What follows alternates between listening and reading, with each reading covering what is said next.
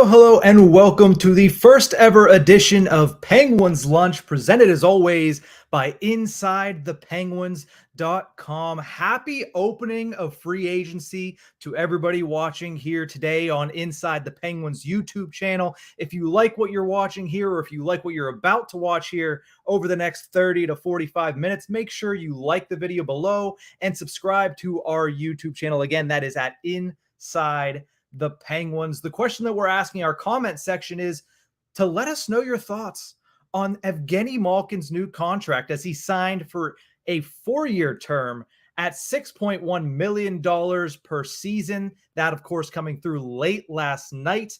But we have a really good show for you today, as we are expected to be joined by Hunter Hodies of the Locked On Penguins podcast here in just a few minutes. As soon as he gets here, we'll bring him in and we'll get started with all the Penguins talk from the past week and a half, which has been fast and furious for the Pittsburgh Penguins. Multiple signings, ending with, of course, Evgeny Malkin last night, but not the most recent signing for the Pittsburgh Penguins, as according to Mike DeFabo, the Penguins have added depth defenseman Xavier Ouellet, who is 6 foot tall, 197 pounds, and has played in already 178 National Hockey League games. This is clearly just a depth sign, especially considering that he's a left-handed defenseman, because the Penguins, if you look at their left side, are already stacked. It seems to be that they're trying to trade away a left-handed defenseman right now to make room for P.O. Joseph, who will be hopefully making his NHL, well, not debut because he made it a couple of years ago, but will be trying to stick in the NHL for the first time in his career. But if you look ahead of him, Mark Friedman is there. Brian Dumoulin is there. Mike Matheson is there.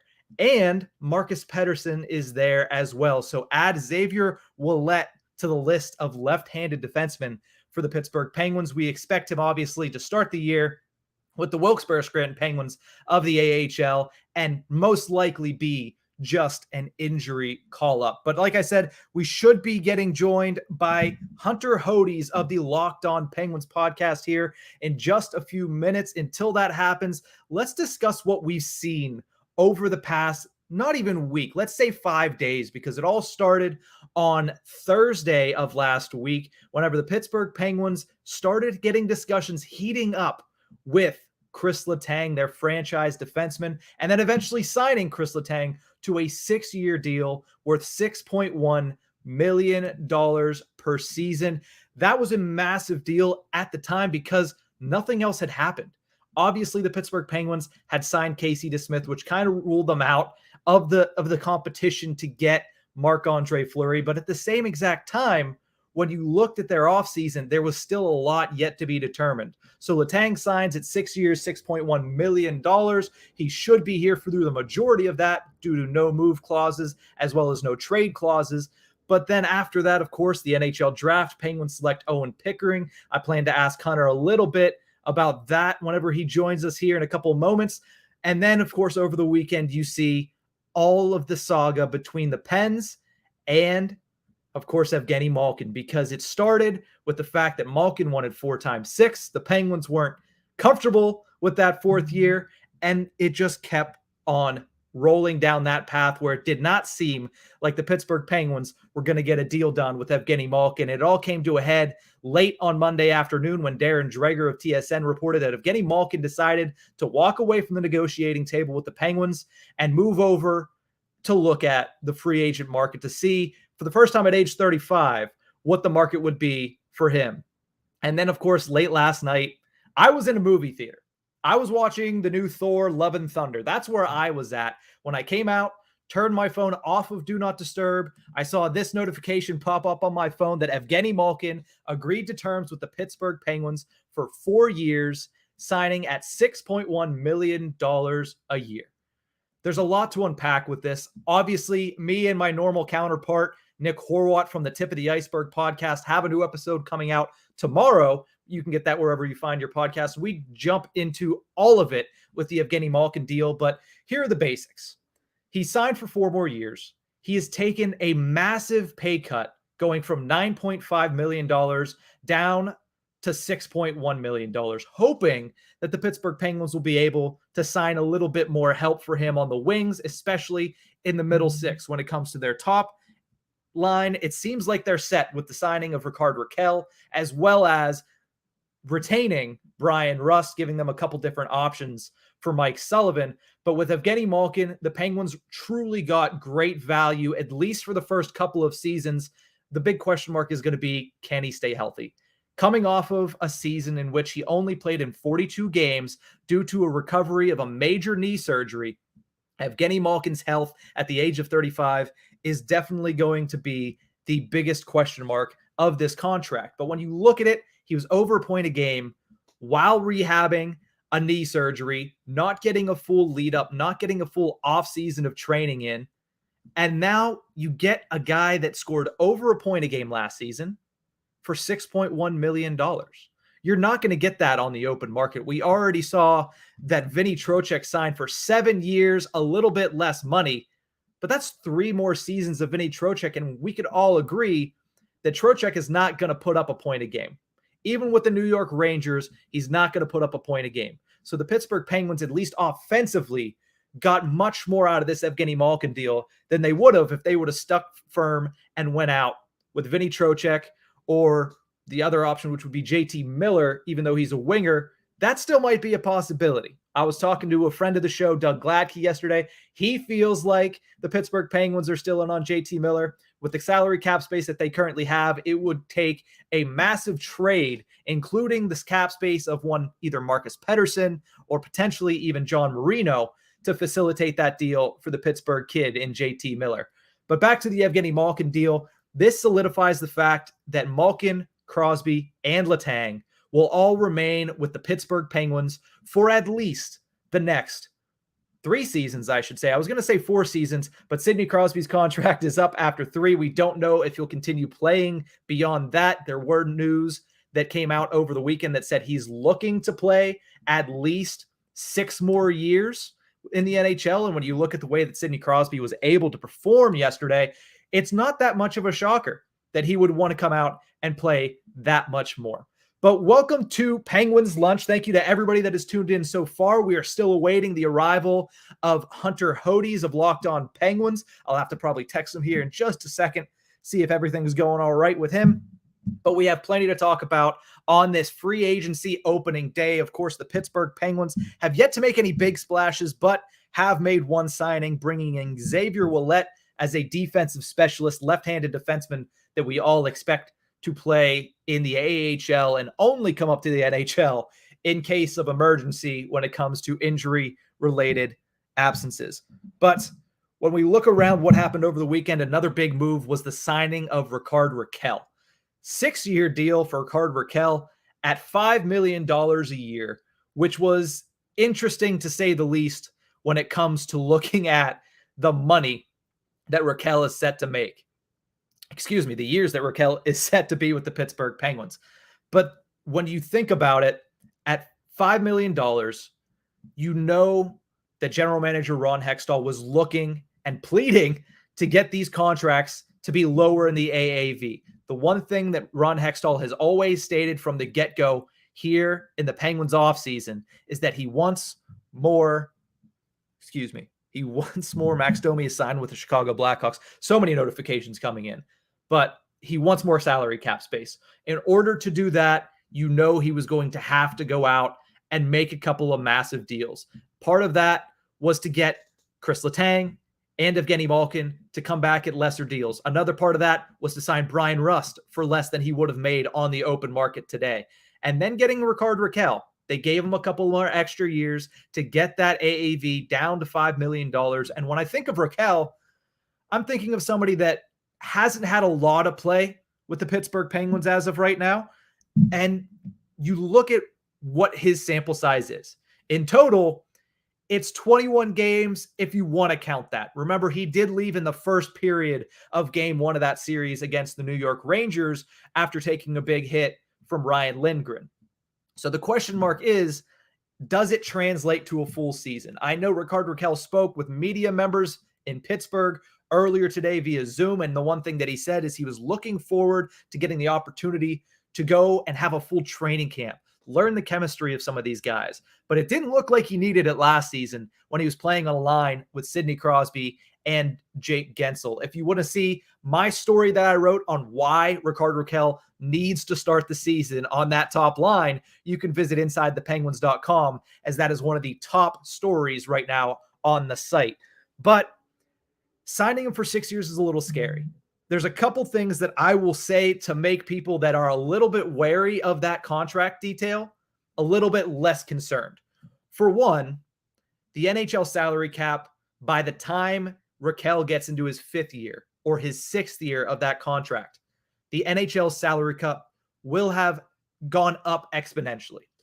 The only way the salary cap isn't going to be, I'm going to predict $5 or maybe even $6 million higher, is going to be if there's another lockout, which isn't going to happen. They just signed a CBA, or if something else happens similar to COVID that shuts down the NHL season or prohibits them from allowing fans to be in the stands. But albeit if any of that happens, this changes everything. But it doesn't seem as of right now like that's going to happen, which means the salary cap will have gone up exponentially, meaning the percentage of the cap that Rickard Rakell's number takes up is much lower. And also, the fact is that by the time we get to the back half of that deal, one, a lot of people are saying the Penguins might be bad. I don't know if Fenway Sports Group is going to allow the Pittsburgh Penguins to be that bad. But the one thing that I will tell you is that the Pittsburgh Penguins will have at least had Jack Johnson's contract off the books. Because in 3 years' time, Jack Johnson's contract comes off the books. After this season, it drops by $1 million. So that percentage and that salary cap space and the way that Ron Hextall has negotiated this team currently will look a lot better as time progresses. Now, will the performance of these players look better? It's hard to say that. You don't expect a guy like Chris Letang at the age of 41 to still look great. You don't expect even Rickard Rakell at the age of 35, which is how old he's going to be at the end of this contract, to look that great.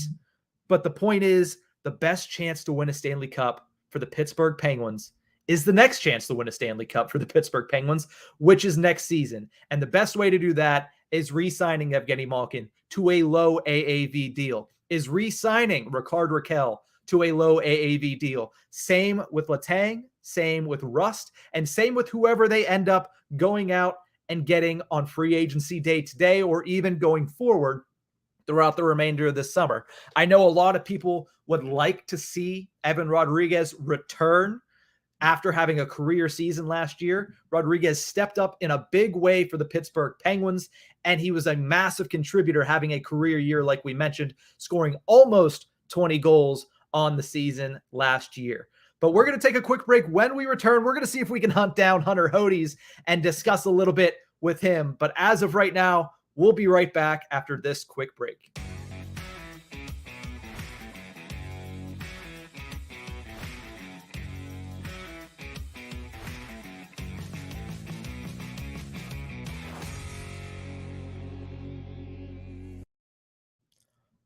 Welcome back to Penguins Lunch, presented as always by InsideThePenguins.com. It seems like we have tracked down Hunter Hodies, and as I say that, he shall appear. Here he is, Hunter Hodies, joining the show. What's going on, Hunter? Just a little busy day for work, and having that plus the free agent frenzy on the same day, it's just a lot, I figured something had happened because we both work in the same atmosphere, and literally I finished the story 2 seconds before coming on to air, but no problem. Thank you for giving us your time. I know it's a busy day for you. Yeah.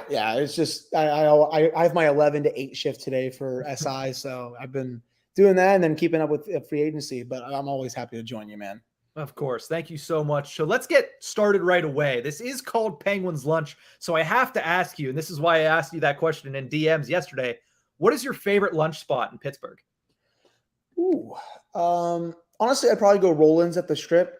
Their lobster roll sandwich is probably one of the best I've ever had in my life. And their lobster nachos are also ridiculously good. So I say for lunch, like if you're looking for something in the city, I'd go Roland's every day of the week. Alrighty, that's a question that this is the first show of Penguins Lunch, but that is how I plan on leading off every single episode of this new show. But let me ask you, about the biggest story, of course, for the Pittsburgh Penguins. Late last night, Evgeny Malkin re-signed with the Penguins for 4 years at $6.1 million per season. Hunter, the Pittsburgh Penguins were caught up on that fourth year. It was 3 years, $6 million, and Malkin wanted the fourth. What did you think when you saw that fourth year was the point of contention for the Penguins? I mean, excuse me. I didn't really care too much about it because it's like the team's probably going to be, I guess, retooling / rebuilding at that point. You just give it to him because now, especially when you look at the contracts you're seeing today, Nick, Vince Trocheck, max term 7 years.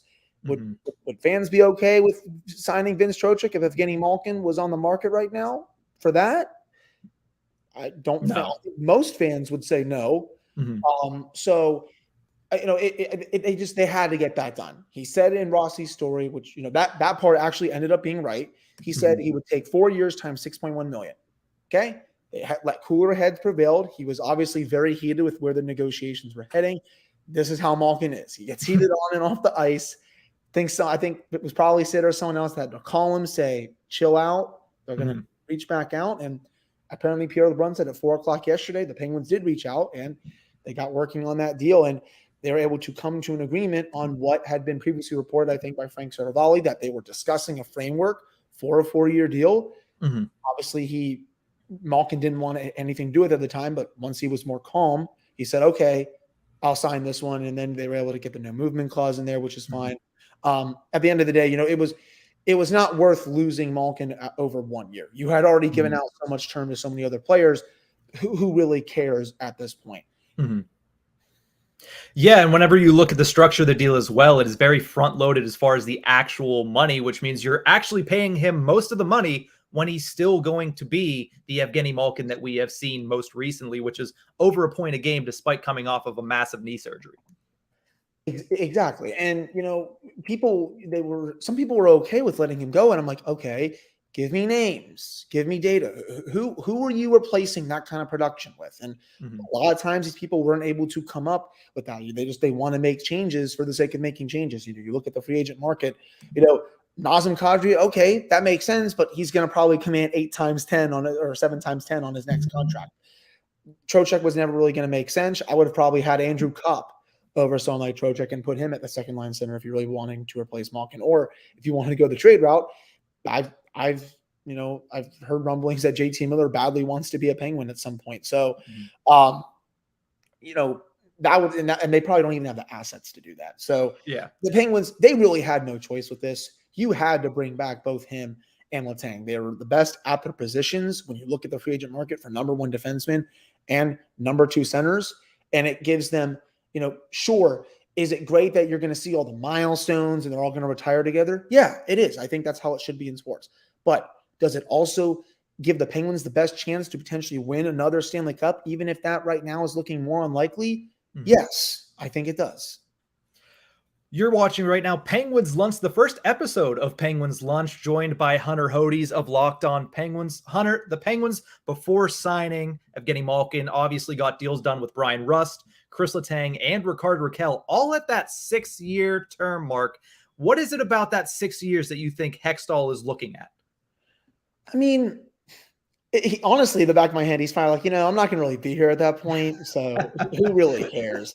Right. But I mean, Brian Rust, this was his time to cash out. I was stunned he signed that contract. I thought for sure he was gone. And, I have been critical of Ron Hextall a lot.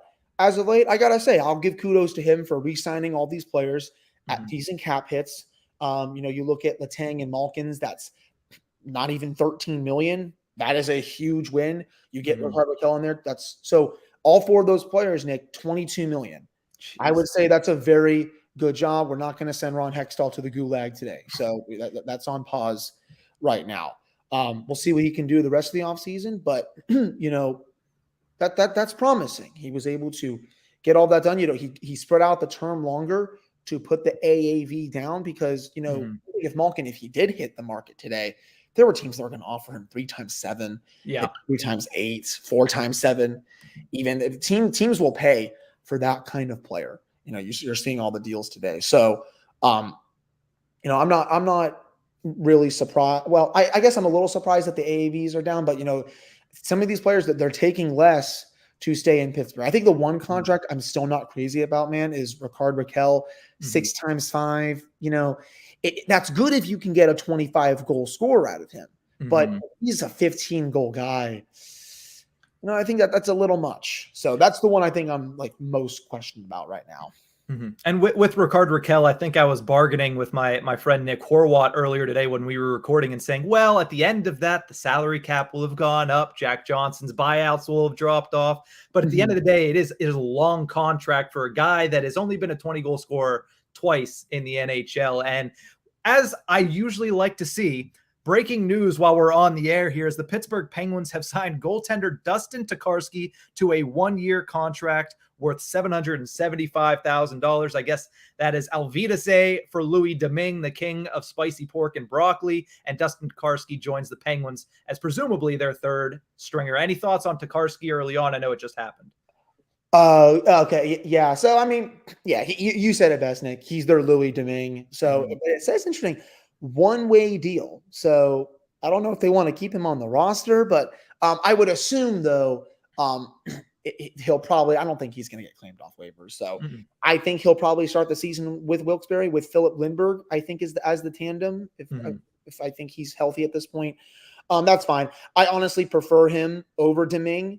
Kotarski, he played well in some games last year for the Sabres. I think there were the one game – remember, it was like a 2-1 final, and the Penguins were peppering him with shots, and he just would not give up an inch. So, I'm fine with it. Goalie depth, he's better than Domingue. It's a win in my book.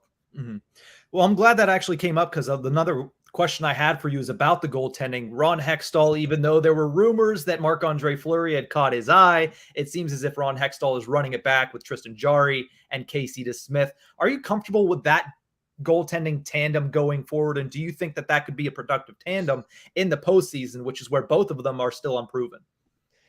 It's risky. I mean, I'm definitely not confident in it, but when you look at some of these goaltenders that are getting a lot of, decent money, people are clamoring for Fleury to come back, and,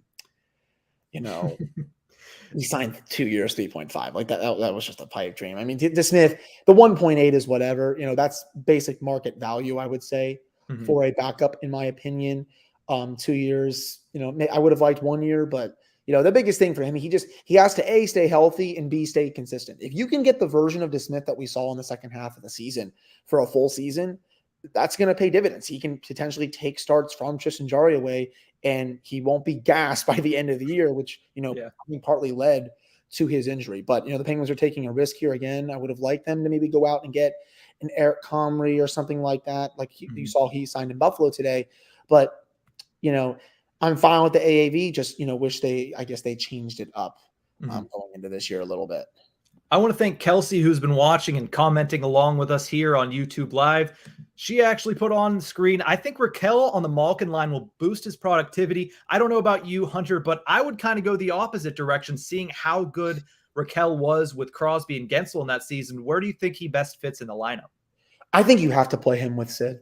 I mean, he played with Malkin too, but if you really want to get the max value out of Rakell, and the underlying numbers were very strong with him and Sid and Jake, I think you need to play him on that line full time going forward.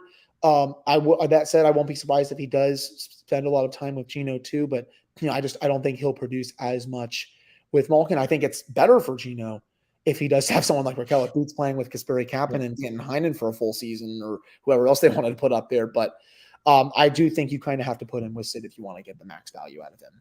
And when you're looking at that as well, that leaves Brian Rust with Evgeny Malkin. And if you look at the beginning of really Brian Rust becoming a perennial goal scorer in the National Hockey League, his career high was 27 goals in 2019-20. He played over 75% of his minutes at 5-on-5 on Evgeny Malkin's line in that one. So it definitely leaves somebody in Brian Rust that Evgeny Malkin can feed off of, and there's already chemistry built up there as well. Yeah, no, I very much agree with that. We've always, Sid always usually gets the top wingers, right? So Gino's kind of like, okay, what about me here? So I'm glad. I feel a little bit better about that Rakell extension now that Gino is back. When they initially signed it, because it looked like he was going to market, I was kind of like, you're kind of like signing the opening act and not signing the Beatles over here, who have been legendary for so long.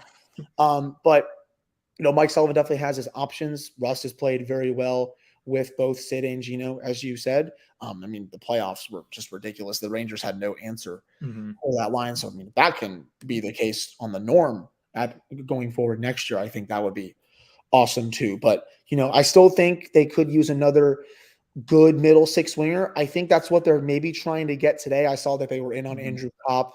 He obviously went to Detroit. They have about $4.2 million in salary cap space right now. So wouldn't be surprised if they do go out and try to sign maybe like a fringe second or third liner at some point today. And then obviously they have to make a trade because they have 8 defensemen.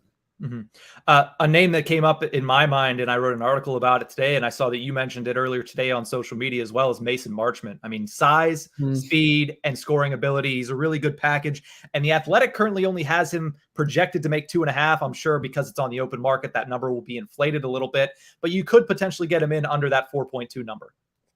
I think so, though. I think I did just read that he's close to a deal with Carolina. I think it's going to be a 4-year term. 4 years is a little much for someone who I think just had one good year. I think you're banking on him being like that every year. But, he would make sense. I thought Frank Vatrano would make sense because he would be on the Penguin side this time, but he's going to Anaheim. I had Nemestikov in there, but he's going back to Tampa. I even put Max Domi in there because that's a total Brian Burke kind of signing, but I think he's going to Chicago. So most of the players that I mentioned are already scooped up. So we'll have to see if they can get a little creative here and try to get that second or third line winger. I have one quick segment that I want to run through at the end here, but I have one question before that. Of course, the Pittsburgh Penguins used a first-round pick on Owen Pickering, 6'4" defenseman out of the Swift Current Broncos of the WHL. Any initial thoughts on him? Obviously, a couple years off because he's only 18, but seems like a very well-spoken, very good skating, potentially better option offensively than he is defensively for the Pittsburgh Penguins as of right now. Yeah. So, when, Jason and I of Penguins, when we were doing our scouting reports, we had him definitely in the range at 21. We have him comped like a Keandre Miller type player, maybe a little bit like Brian Dumoulin, someone who can really move the puck up the ice. He's getting more involved offensively, but, someone who, he's best known for being, good in his own zone. And, for someone that can potentially be ready by the time Chris Letang is ready to retire, I think that's a really good thing for the Penguins. I think, honestly, Nick, he's probably their best prospect in this system. I don't really think it's that close, in my opinion. Definitely a bit of a project, but, he's someone who's mobile, really good at denying zone entries, good with exiting the puck out of his own zone. Definitely could use some work. I think he's tried to quarterback the power play, not nearly as polished there yet. He's been going down below the goal line to, get more involved offensively. I think he can start doing that more.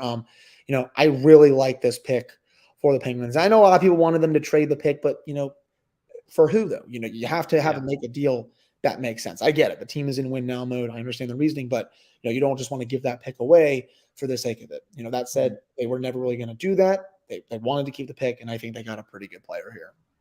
You're tuned into Penguins Lunch right now, the inaugural Penguins Lunch show. We will have this every other Wednesday at 1 o'clock Eastern, going throughout the remainder of as long as I can do it. But we'll be joined by a different guest every week. Hunter Hodies is our first host or first guest because, well, it's Hunter, and me and Hunter have great conversations. It's always great to have him on of the Locked On Penguins podcast. But Hunter, before we let you go, I have a segment that I'm going to start here called Quick Dishes. Rapid fire questions. You can go into them as much as you want or as little as you want, but we're not looking for anything extravagant. Are you ready? Let's do it. What is better, the opening day of free agency or trade deadline day? Oh, man. Trade deadline day. Trade deadline day? Just because it's the end and you have to get the deal done by then? Yeah, yes, but it's close. Today is a lot of fun because you get to see a lot of GMs do some stupid stuff. Yeah, a lot of money being thrown around today. Oh yeah. I mean, the Nick Leddy contract was just goodness. That's the Jack Johnson level deal right there. Oh my goodness. Yeah, that's going to be bought out here in a couple of years, I would imagine. Yes, that and the Trocheck contract are probably the two worst of the day so far. Yeah, there's still time though. But let's move over to the next one. Better summer cookout food, burgers or hot dogs? Burgers every time. Burgers every time. What position would you play if you were in the NHL? Center. I'd rather be. I would love to be a center. Defensive responsibility, something you like? That and just someone who can, score a bunch of points and just be a really big threat in the offensive zone. All righty. Which Pittsburgh Penguin would you most want to grab a beer with? That's a good question. Grab a beer with. I'd honestly probably just say Gino because he's probably be hilarious when he's drunk. But yeah, I mean, I think in terms of players, I would probably say him, but I think Jake Ensel will be sneaky underrated. He seems like someone who could drink a lot, I think, at those kind of events. Those Minnesota boys love their craft beer, so I don't know how high the percentage he likes to go on his beer. Yeah, that would be something else. Better summer trip, camping or going to the beach? Beach every time. Beach every time. Always go to the beach. And here's the last one, and I don't know how I concocted this one. Which would you rather do? Golf with Mario Lemieux or fish with Sidney Crosby?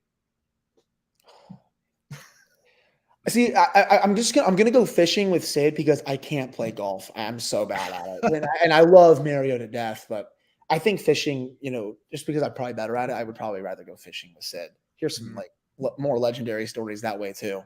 As well. Yes, I love it. Well, that is it. You made it through Quick Dishes. I wanted to thank you one more time, Hunter, for joining the show. Of course, if you want to follow him at Hunter Hodies on Twitter, as well as at LO_Penguins for the Locked On Penguins Twitter feed. Hunter, what's coming up for you here in the near future for Locked On Penguins?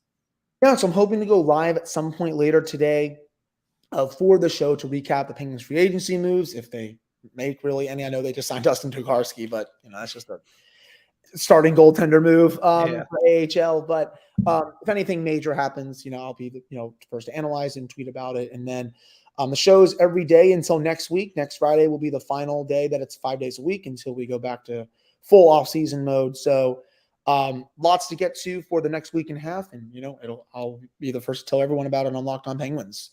Awesome. Well, thank you so much. And thank you to everybody that has tuned in here to the first ever edition of Penguins Lunch. We'll be back in 2 weeks with a new guest and more Penguins talk here on Penguins Lunch, presented by InsideThePenguins.com.